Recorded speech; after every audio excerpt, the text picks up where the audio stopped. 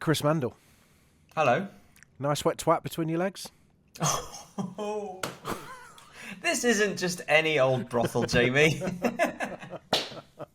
This northern accent is so that people think they're getting something a little bit more exotic. Welcome to Dragoncast. I think it's episode 18. Sorry, firstly, apologies because I've got a CBD gummy in my mouth. Oh my god. I know, I'm going crazy. I thought it was a fisherman's friend.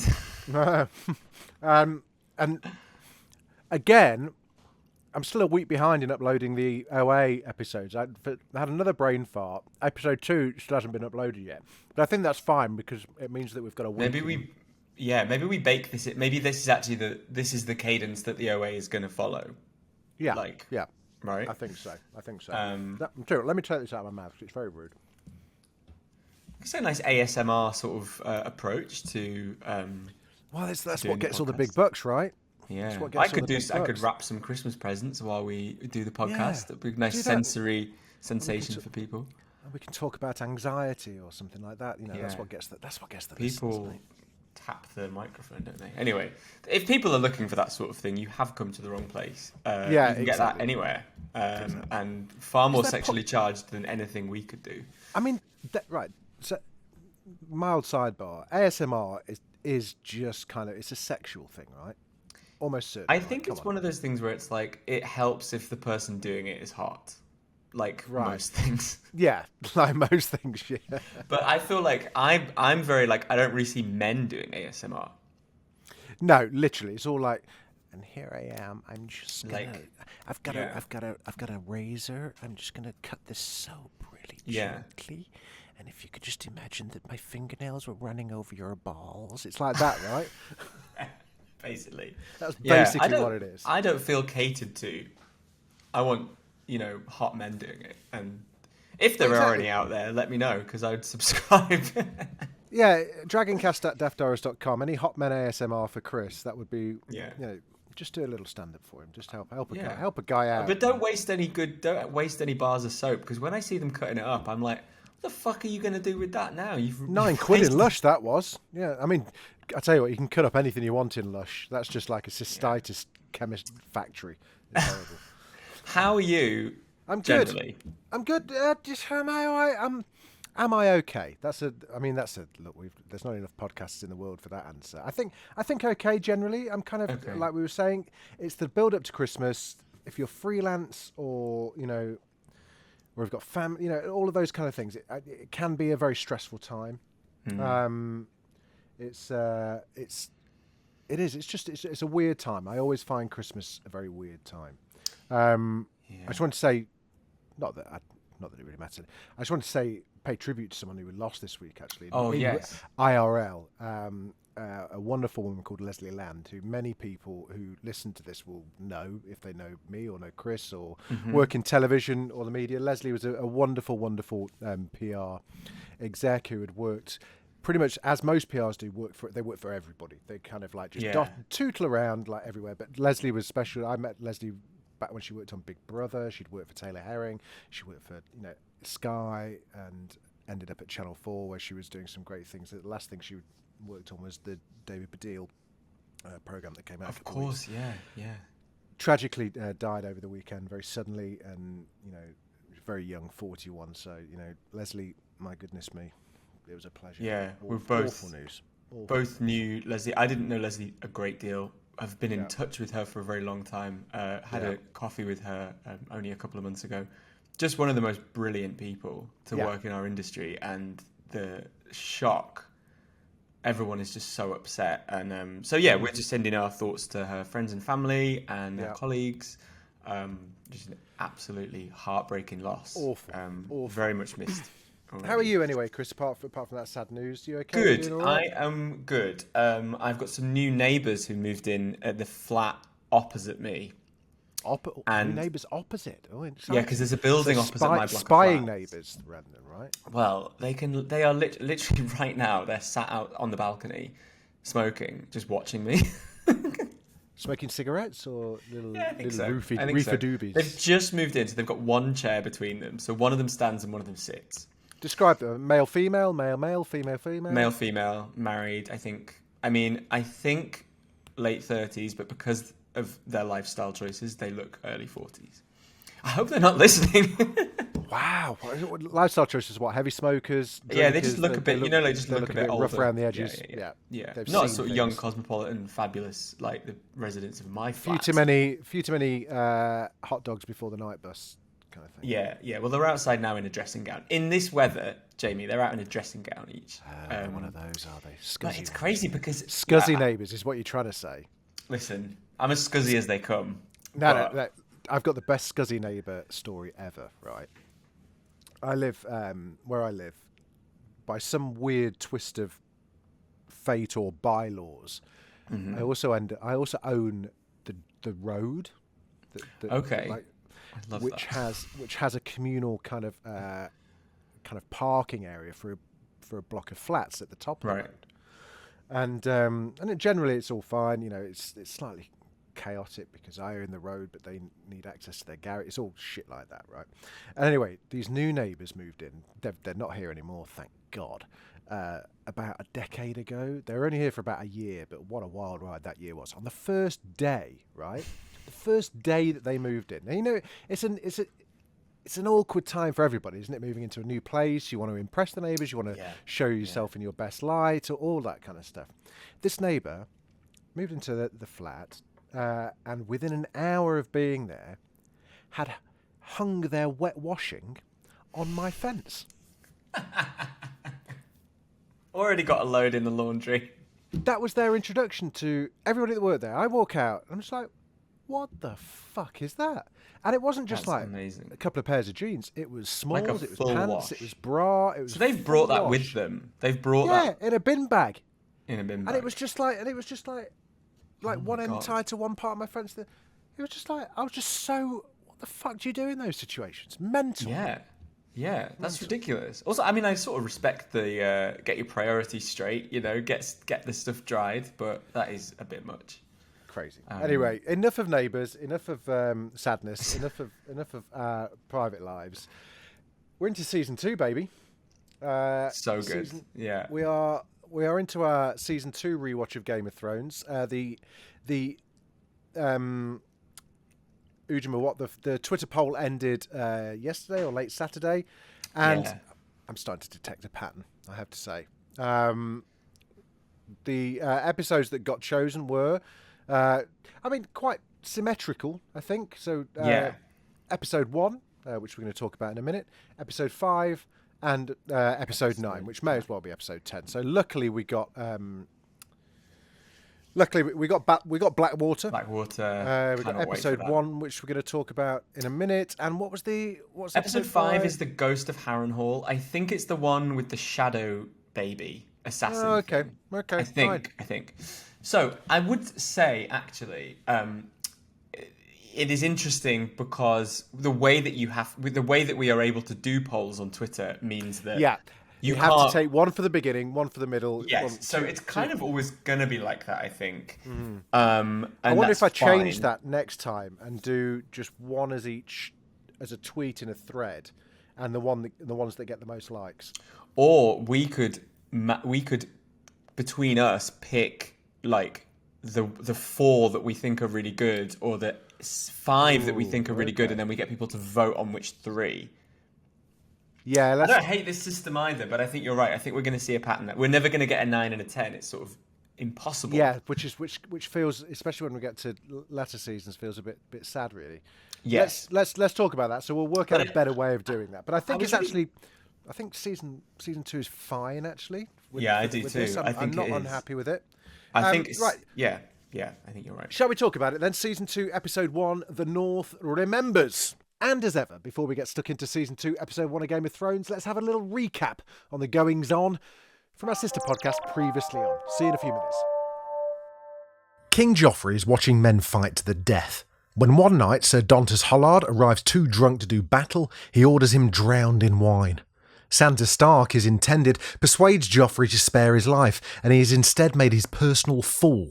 Sir Dontas thanks Sansa for saving him. In the small council chamber, a white raven, larger than the average black ones, has been sent to announce that summer is at an end and winter is coming. Queen Cersei is enraged when her brother Tyrion arrives to announce their father has sent him to be Hand of the King. He points out to Cersei that she might need his help, for they are losing the war with Robb Stark. As Bran sleeps, he again sees through the eyes of his direwolf. Above the direwolf, a huge red comet is glowing in the sky. When he wakes up, the wildling Osha tells him that a red comet can only mean one thing: dragons. Daenerys' tiny group of Dothraki soldiers are marching through a dry wasteland. She tries to feed her baby dragons on meat, but they refuse it. Horses and people are dying of exposure, so Daenerys sends her few remaining riders to scout out for shelter. Beyond the wall, the Night's Watch is staying with the wildling Craster, and are told to avoid Craster's wives, who are also his daughters, as you do. Craster claims not to have seen the lost Benjen Stark in years, but he does reveal Mance Rayder, the king beyond the wall, is marching south with his wildlings. On the bleak island of Dragonstone, a red priestess called Melisandre is burning the statues of gods in front of Lord Stannis Baratheon, Robert Baratheon's brother and the actual rightful heir to the Iron Throne. The maester of the castle pleads with her to stop, but is ignored, and Stannis draws a sword from the flames he has promised will help him conquer all of Westeros. The maester pleads to Davos Seaworth, Stannis' most loyal servant, but can't convince him to intervene. At a meeting with Stannis and Melisandre, the maester attempts to poison the witch, but she uses magic to switch the cups of wine, and the maester himself falls. Robb Stark, the king in the north, visits Jaime Lannister in his prison. He tells the Kingslayer that Lord Stannis has sent letters to the whole realm, revealing the truth about the incest between him and Cersei. In the capital, Tyrion meets with Shae, the prostitute he's fallen in love with. He reminds her that she must be careful. No one can know she's with him, or her life will be in danger. Robb sends his demands to the Lannisters. His sisters are to be freed, the body of his father Ned returned, and Joffrey is to renounce his claim on the north. His mother Catelyn is appalled as these demands will never be met, and her daughters are at the mercy of the Lannisters. Robb sends her to negotiate with Lord Renly Baratheon, who has also declared himself king. It's getting a bit busy, isn't it? And he's raised an army of 100,000 men. Robb also sends Theon Greyjoy back to the Iron Islands to try and get his family on side. The prostitute Ros is in Littlefinger's brothel when members of the Gold Cloaks, the guards of King's Landing, burst in. In front of a horrified mother, they slaughter a baby, and it becomes clear that Joffrey, to ensure he has no rivals, has ordered the deaths of all King Robert Baratheon's bastard children. I'm gonna start off by saying this was far better than I remember it being. 100%. It's great. I was like, this is a really fucking great episode. Considering like episode 10 of season 1 was all right. This really, I was expecting, oh God, we're going to have to be reminded of such and such about where exposition was kept pretty minimal. There were references to kind of Eddard being dead and the rest of it, but it kind of moved along at a pretty old pace and felt like modern day Game of Thrones where there were lots of things in different places, right? But also, it didn't feel like there was really a great... I mean, apart from Daenerys, which we'll get to, it wasn't like a lot of treading water. Like, there was everything kind of moved forward. Like, Cersei and Littlefinger had a great bit. Cersei slapped Joffrey, which was, like, really intense. We also got, like, Robb and Jaime. That scene was way better than I remember. I didn't know that came at this point in the show where he's literally There was lots in this. There was lots in this that I'd forgotten. Question for you. Yes. Did you remember what the opening scene was? In my mind, the opening scene to this episode was Stannis on the beach with the... Oh my God, that is fucking crazy because I swore the opening scene was... Yeah, I completely... I thought I was going so mental. Yeah, that is weird because I was sat there and I thought, you know what, I'm going to ask Chris if he can remember... Because we all remember the final scenes of seasons, but the opening scenes are actually quite difficult to remember. Like proper Mandela effect. I had genuinely convinced myself. I mean, is there any way that they re-edited it? No.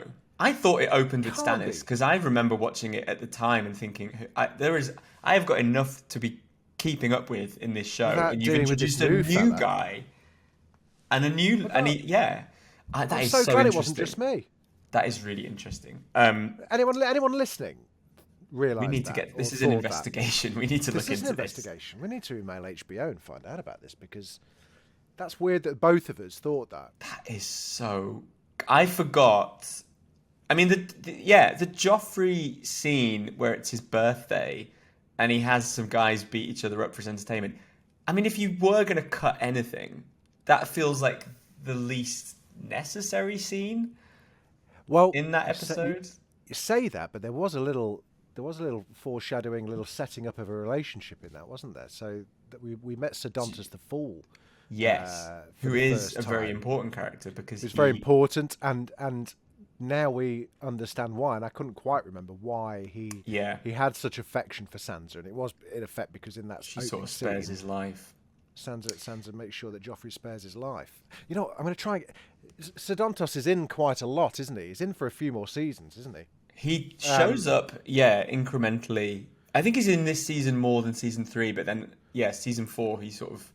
Because season 3, he's the one that's like, oh, the Tyrells want you to you should marry him with the Tyrells, or she tells him, I'm going to marry into the Tyrells. He tells Littlefinger, who doesn't like it. He tells the Lannisters, and then they marry her to Tyrion. He's in that, He's in that, and then he makes amends later on after the very dry pie. That's right. We should get Tony on. I've become close personal showbiz friends with Tony Way, who plays Sedontos. We met. He came onto Thronecast back in the day when Rachel Parris and I hosted it. He came on after his death scene, and we've stayed in touch. And I've interviewed him. Let's get him on. He's a brilliant character actor. He's been in Afterlife. He's been in tons of stuff. He's so good, and I love him. I'll see if he fancies coming on and reliving a few Game of Thrones memories. That would be great. Yeah. So a bit of a waterboard. He was waterboarded by wine. I know plenty of people. Sounds like 15 years of my life.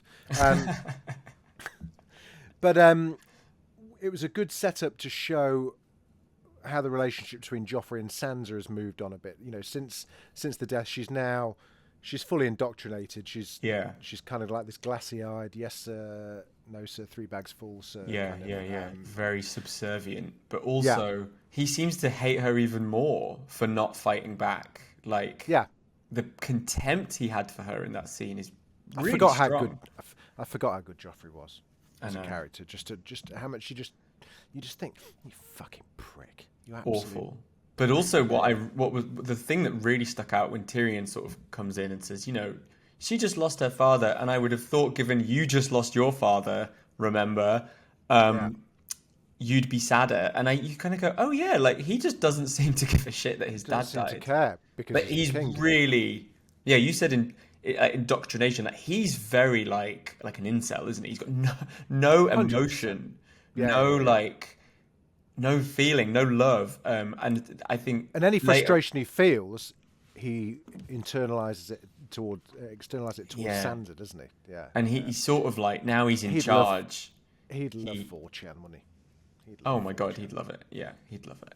And again, and like we said, a seemingly unnecessary scene, but there was that glimmer of sympathy and understanding between Sansa and Tyrion, which obviously went on to play a huge part in both of their. Really, really nice to see that already sort of like taking shape. And I thought he had this sense of like almost respect when he saw how good she was at going like, oh, I'm just loyal to Joffrey. He was a bit like, oh, you've cottoned on, like this is how you're going to survive. And I'm sure there's a line later where he goes, she's a lot smarter than she looks or something. He says to someone like, she's smart, like she knows how to. That's the way to survive because. Yeah.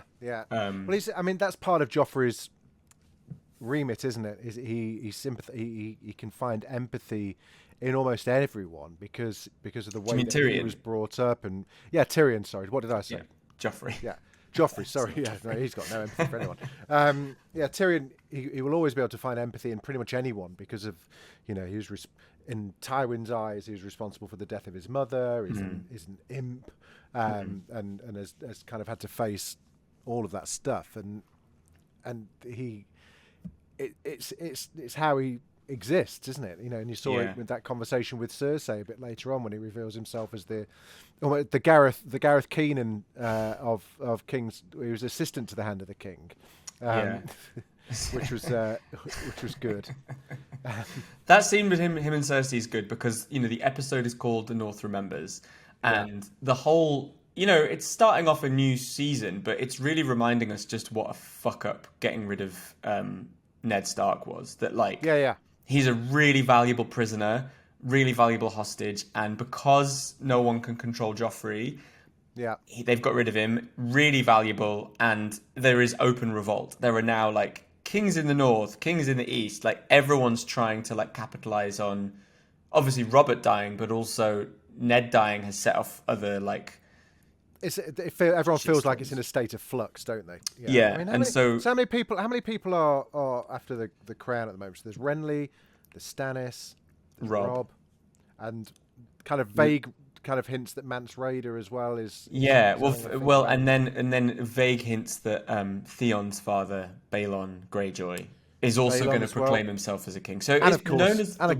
course Daenerys. Yeah. So it's technically it's the War of the Five Kings, but there are about 7 people trying for it. But one thing I wanted to say actually at the top of this is the comet, right? There's this comet that is. Yeah, I've written down. I completely forgot about the comet, and it kind of just disappeared, didn't it? And no one spoke of it again. Yeah, they're just but in the book, the comet is everyone sort of sees it and they go, I'm going to interpret that to mean Daenerys thinks it's to do with dragons. Yeah. And Osha, the wildling girl that works for Bran, is that means dragons are back. That means magic's back. And then Stannis sees it as it's the Lord of Light.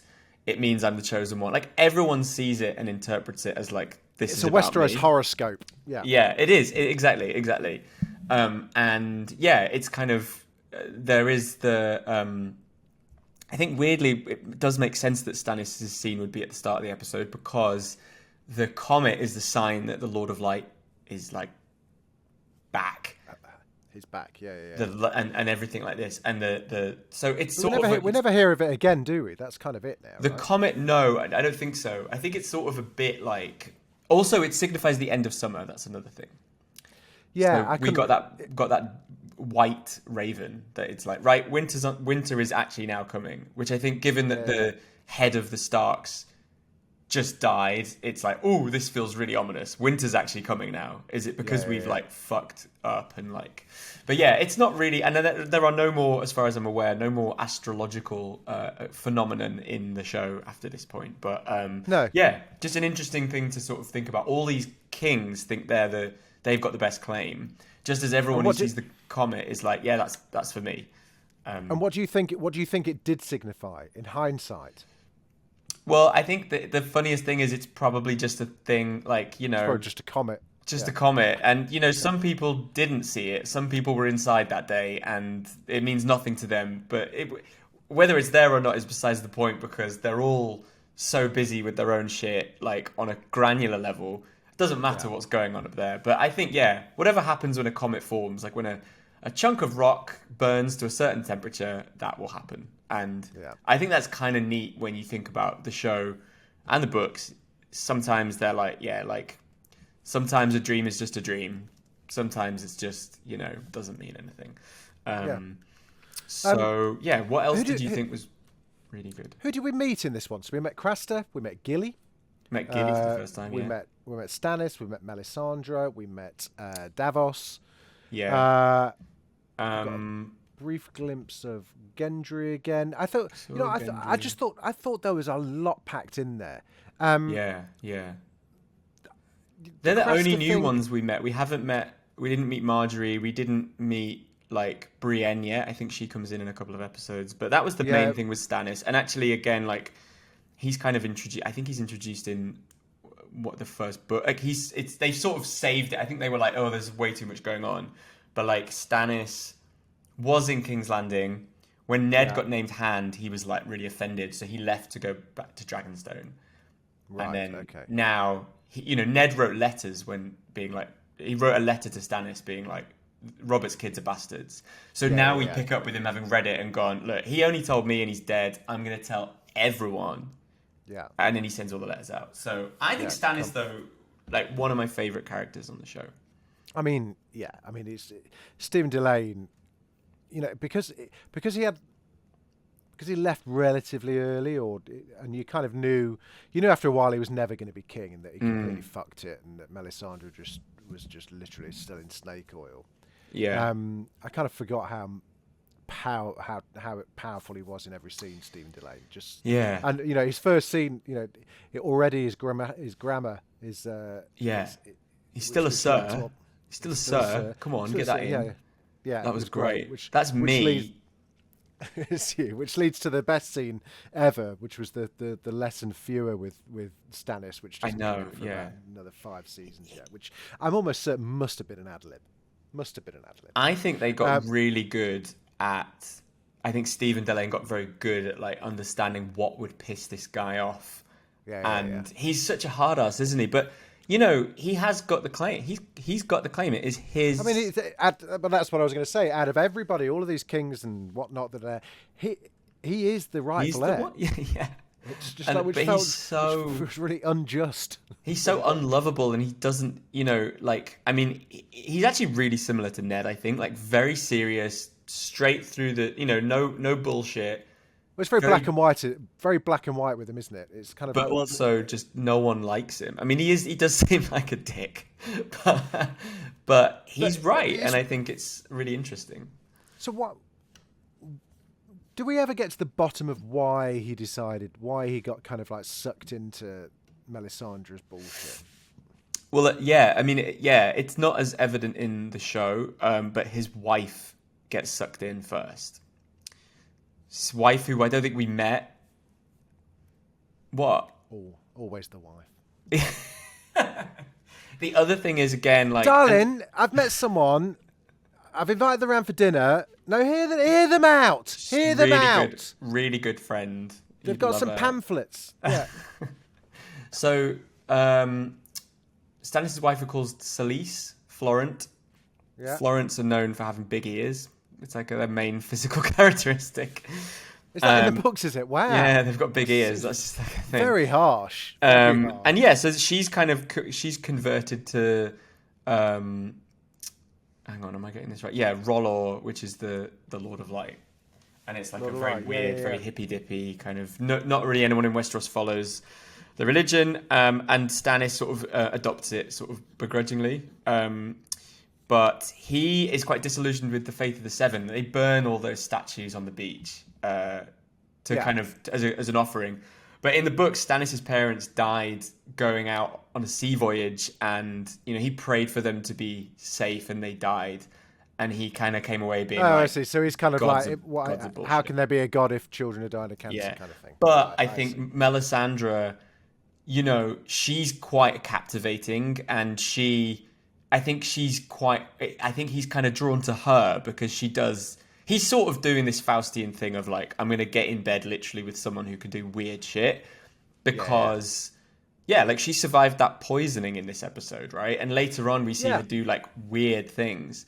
But when I was watching burning all the statues and all of the pulling out the flaming sword, it made me think of House of the Dragon with Aegon's coronation, where it was all about display, like brand building, power, symbolism.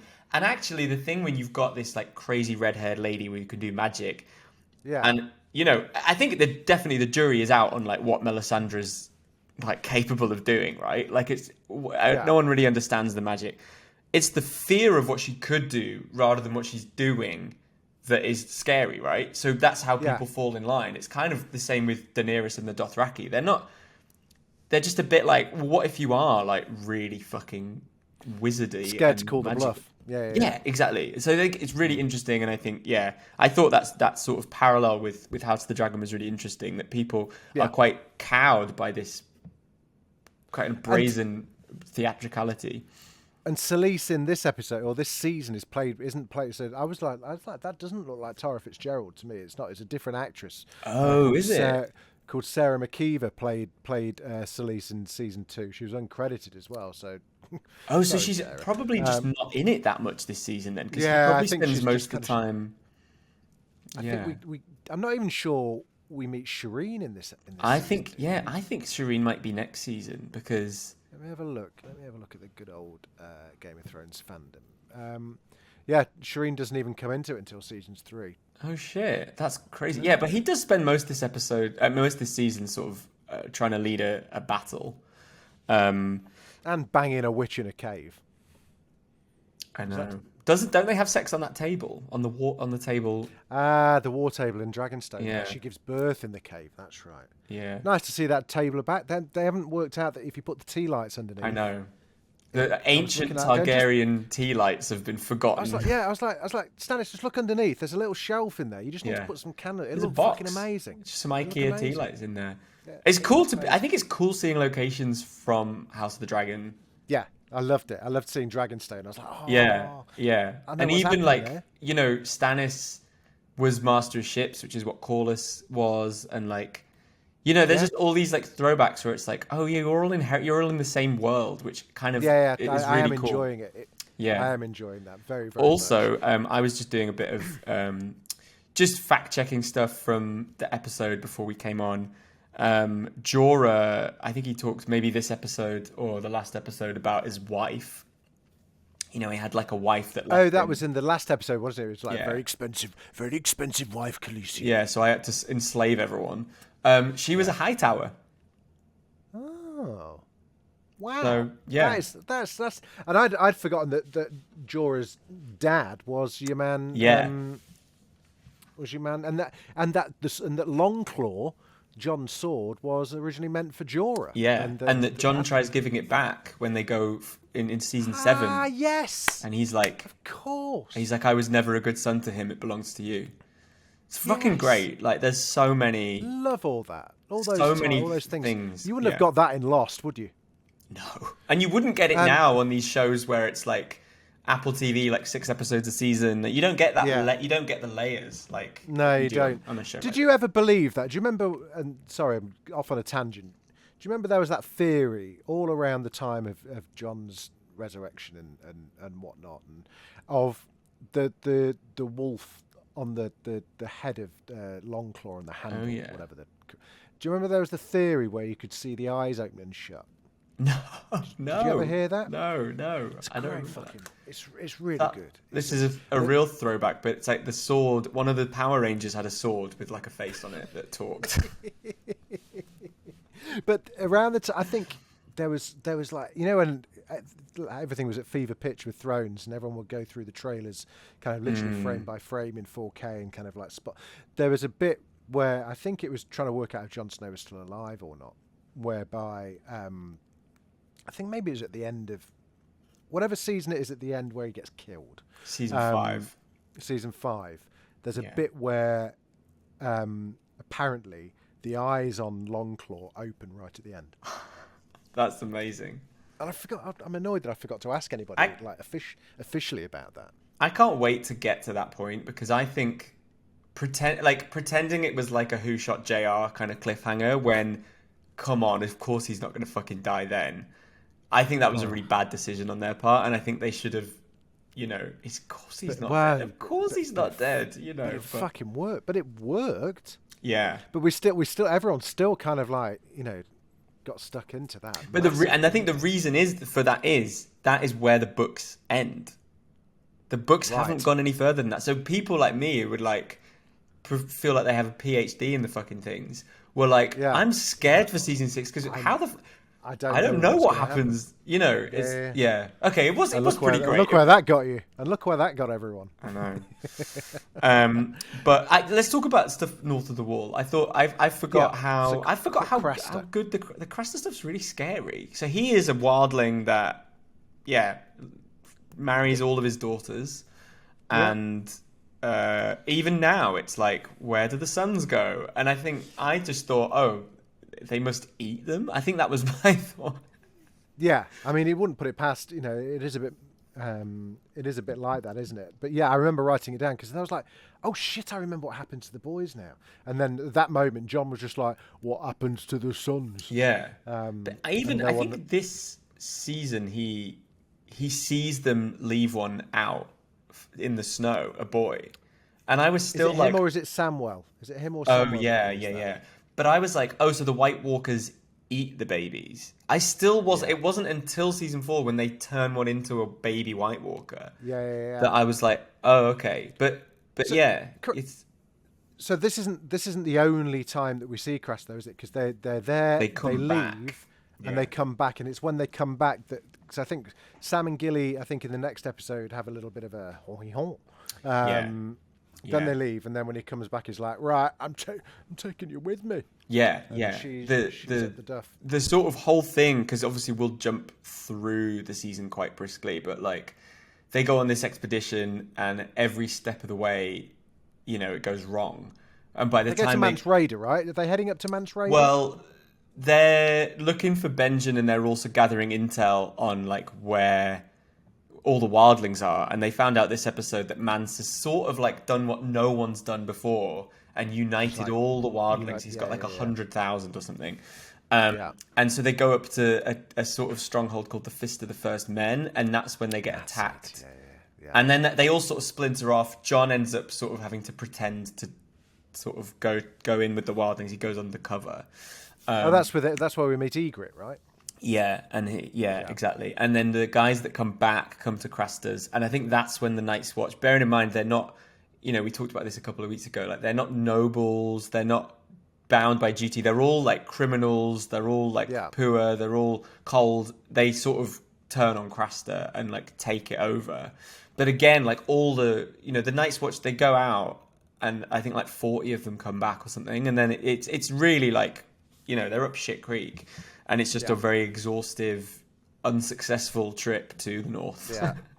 But Craster was great, actually. I forgot how... Yeah, he was just a real nasty shit, wasn't he? Yeah. And I thought I'd recognise him more. I've not seen him in anything since. No, I wasn't sure. Like in my, again, bit of Mandela kind of... Mandela effect thing. It's Robert Pugh. It is Robert Pugh. He's been in like tons of stuff. But I've not seen him in much since. He's still it's so fascinating though that he would. It's he would take a role like this where must only be in like 3 episodes. They're not big, all done in the same set. Like not really. Kind of wild that they would just get people of that caliber. Yeah, it was a Welsh guy. He's been in. I mean, this was, I think, certainly probably his highest profile role. But he's been in like loads of, I guess more of a British actor. He's been in like lots of like Dr. Foster and Prime Suspect and Shameless and all of that kind of stuff. But he's great though, great. And again, like he's the narrator of The Repair Shop. Oh my god, you're kidding? No. Does he have? Does he have a northern accent in that? No, he's a Welsh. Does he got like a kindly kind of soft Welsh accent? I thought it was giving like sort of Sunderland, like Gateshead for me. I thought, but no, you're right. It is okay. There we go. Yeah, interesting sort of just it's so grim up north kind of energy to that. Proper Manchester London conversation going on there, where it's like, it's the real. We're north. You guys think you're north, like we're north. Yeah. We're fucking north. I'll tell you that. I have that conversation with people who are from Leeds, and they're like, I'm a northerner, and I'm like, keep going. And then someone from Glasgow will say to me, like, are you fucking sure about that? It's like that Two Ronnies thing where they're like, the 3 classes. I look up to him and look down on him. That sketch, the Two Ronnies, where they're like, I'm working class.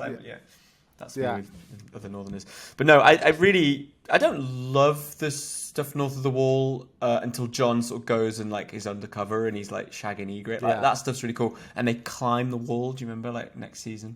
But yes. What else do we? Let's quickly talk about. Go on. There you go. I was going to say just quickly Daenerys. So this whole storyline I think is so slow, so boring. Like, well, it's a tough one to. I can see where they got themselves tied up in knots a little bit, because they realise that she's like in A, she's got to get to B. They've got no way of getting there. They can't realistically kind of like just fast forward them walking across what in my mind is about 1,000 miles or something crazy. Yeah. And again, they were being really faithful with adapting the books. And in the book, she only has 4 chapters, and it's mainly in the desert, still in the desert. Get to... Hold on a second. Only 4 chapters. What, in all of the books? In the second book.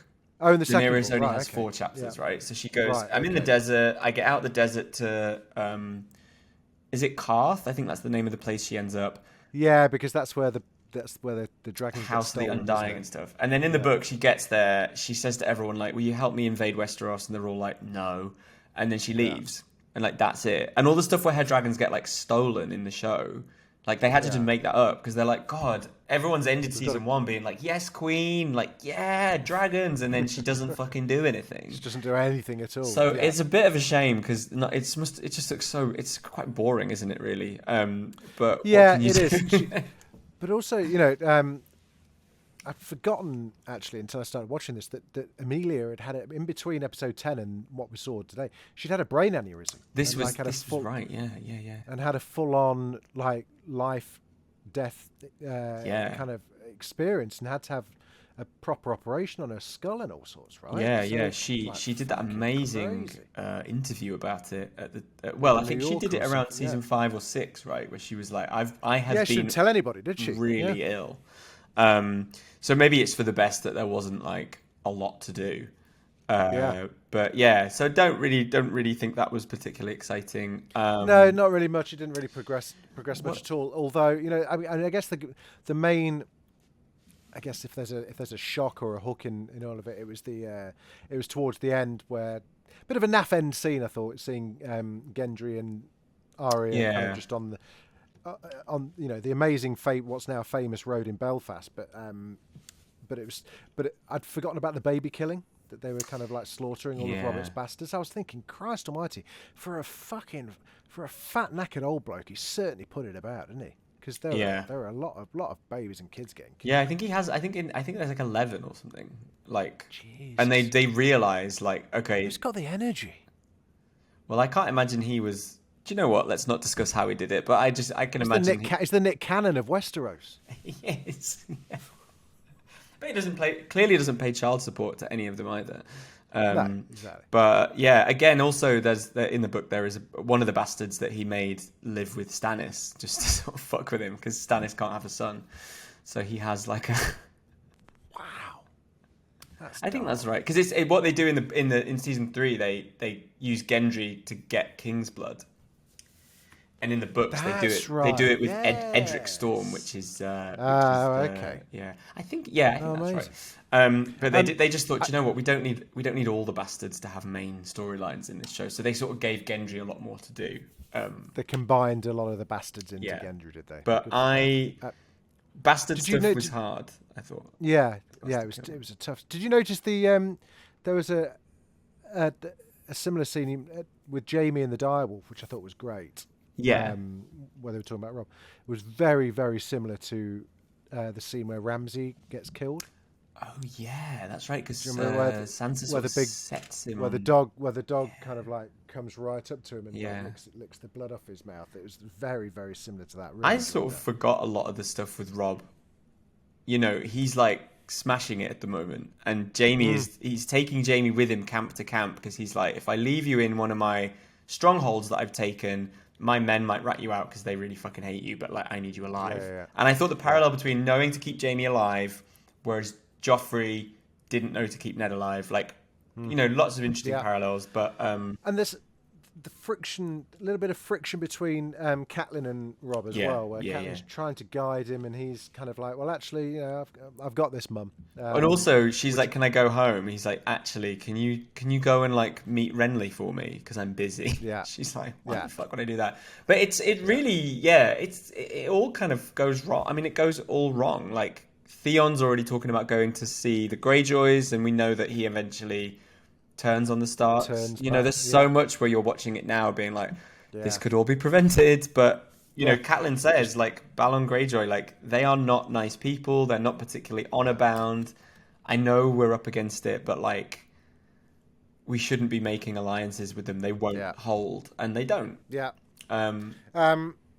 Shout out to Hodor's scar, which I'd never noticed as well either, which is obviously to cover up Christian's face tattoos. Oh my god, that's right, because he has like tattoos on here, doesn't he? It's got stars down the side Absolutely of his face. amazing. I never noticed that. I was like looking, I was like, there's a little scarf. They must just like slap that on every time. Bran Stark is so young. I can't get over how little he is. So little, isn't it? Such a high voice. Yeah. I did enjoy the warging. It was back for that was the first introduction to warging as well. We didn't really quite know what was going on, but again, one of my favorite.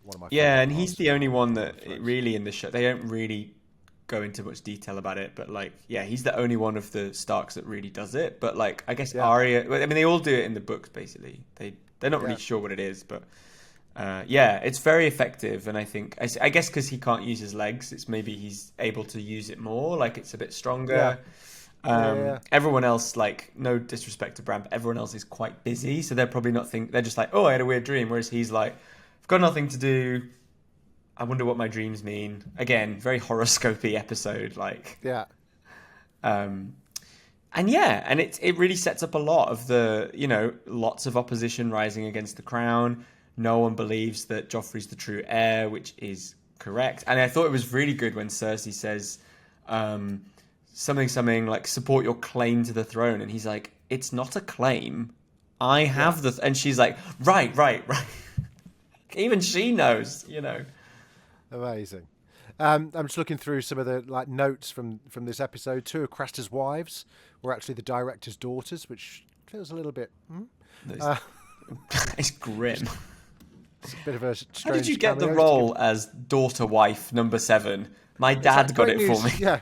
It's like, great news, daughters. I'm directing an episode of Game of Thrones. Would you like to be a cameo? Yeah, please. Well, you've got a choice. So there's either a woman called Roz or a guy called Castor. Choose your side really carefully here. Neither of which were great. That's so depressing. What else we got? Rob, it says here, Rob has no way to know that Jaime pushed Bran from the window. Only 4 people know that. Jaime, Cersei, and later on Catelyn and Brienne. Rob could have deduced it, though, similar to the way Catelyn figured it out in the novels, based on the information Stannis revealed about Jaime and Cersei's relationship. Yeah. But only 4 people know. So, yeah, for him to kind of, like, try and call Jaime's bluff there, Jaime's, like, smarter than that. That's why Jaime is like, have you got any proof? Because he's like, how the fuck do you know? Yeah, exactly. I was there. So Stannis sent letters to everyone in this episode saying Robert didn't leave a trueborn heir. The Joffrey, Marcella, and Tommen are bastards from Cersei and Jaime. So in what is implied is that everyone got the letter and went, Jaime and Cersei are fucking. That's why none of us saw them at the hunt, or that's why they were disappeared one afternoon at Winterfell. And there's a lot of gymnastics for Rob to have to get to that point. Yeah. That's an interesting point. I wouldn't have thought of that. Okay, I think that's pretty much wraps it up. I thought it was a good, solid season opener. It's great. But I'd still love to know what other people's Mandela effect thought was of that opening scene. I could have sworn, I would have sworn on my bloody children's lives that opened with Stannis on the beach. Absolutely. I really agree with you. Unless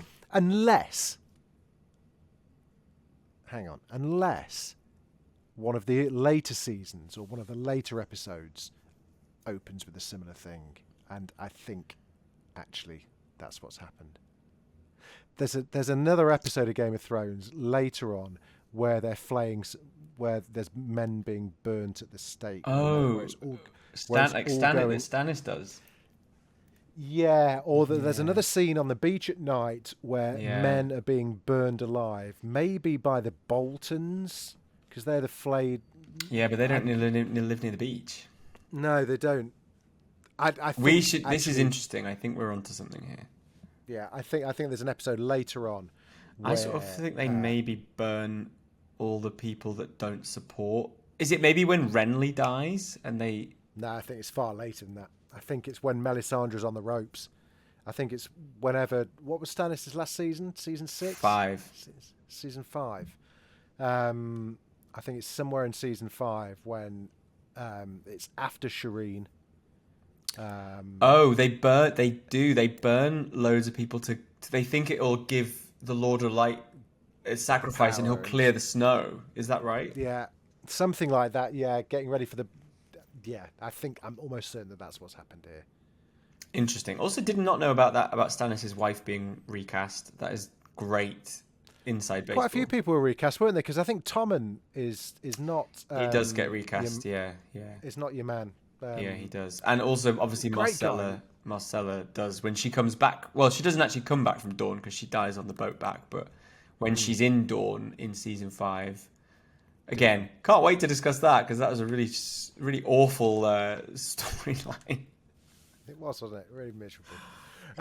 Great. Listen, I enjoyed that. I enjoyed that. I had some trepidation about it. Maybe the trepidation is waiting for us in episode 5, which will be next week. So episode 5 is what was it called again? The Ghost of Harrenhal. The Ghost of Harrenhal. Let's see what the Wikipedia entry is for that. And the reason it is named so is I presume Arya's at Harrenhal at that point. Because she obviously works for Tywin, she's a cupbearer for him, and he knows that she's not a common girl, but he doesn't realise she's a Stark. And she kind of works, she's just pouring his wine, and there's a few chats with him. I think also there's chats about the Dance of the Dragons in that episode, so that'll be really interesting. I'm sure that's one of the episodes where spoilers talk about... Actually, it's a pretty good episode, I think. We meet Darian. No, not Darian Harris. Fucking hell, what's his name? The faceless man. What's his name? Jack and Hagar. Jack and Hagar. Yeah. It's bad news for Renly, and also Tyrion discovers the wildfire, which I love. Oh, great! Yeah. So quite a good episode. So good choice, everybody. Also, I mean, he's going to die in this episode. I loved Renly Baratheon. He was great.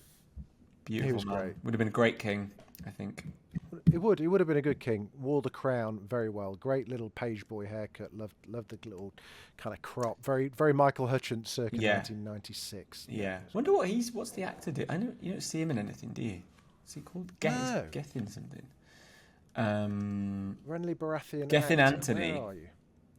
Oh my god! Have you seen his Wikipedia? He's even more handsome on his Wikipedia page.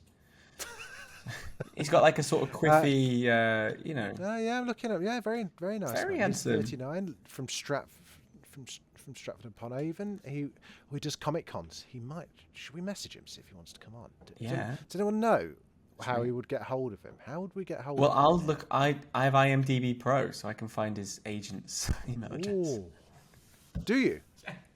Yeah, I just had to get it when I went freelance. I was like, I'm going to need a way to get in touch with people. And everything is on IMDb. But you have to pay. That's the fucking drawback. Do you? What's he been in since? He's not been in... He's been... Let's big him up just in case he does come on and listens to this. So he's not been in anything quite as high profile, but he's been a very busy working young man. Do you know what he has? He's been... consistent. He was in Call the Midwife. There you go. Oh my god, he played Charles Manson in a show called Aquarius. Wow, he was in that for 30 episodes. 30 episodes? Christ. We should get him on. More than Game of Thrones. I would. Yeah, let's see what Gethin / Renly is up to, because we don't hear from him often, which I guess means that he's just not interested in talking about it. But let's find out, shall we?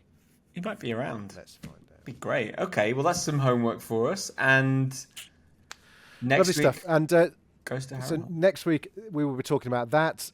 We're going to record OA season part 1, episode 3 shortly. That will probably come out next week because episode 2 will come out tomorrow. I've messed the whole fucking thing up, but we'll work it out. All part of the cosmic alignment of the OA. Yeah, man. Just burn some sage. Chill out, man. Yeah, exactly. Right. Until then, Christopher Mandle, lovely wet twat. Dracarys. Dracarys.